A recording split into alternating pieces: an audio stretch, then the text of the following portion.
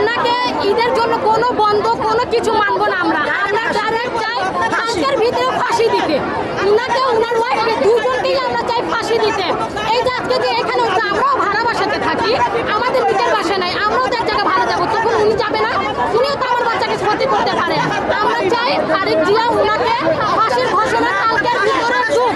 আর আমরা চাই যদি তারিক জিয়াকে, যেহেতু ভোটটা আমরা দিয়েছি, আমরা ভোট দিয়েছি না, উনাকে যদি আমরা বসাইতে পারি তাহলে আমরা নামাইতেও পারবো, এটা আমাদের কথা।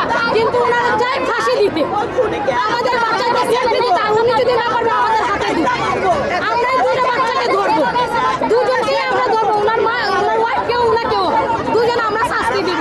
এটা আমরা অনেক টেনশন আছি, নিজের বাচ্চা, আমরা চাকরি করতে যাই, বাচ্চাকে বাসা রেখে যদি একটা ভাড়াটা এই ঘটনা সেফটি কোথায় পাবো, কিভাবে সেফটি পাবো আমরা বাচ্চাকে নিয়ে? এটা চিন্তা করেন আপনি। আমরা চাই ওনাকে জনগণের হাতে দিব।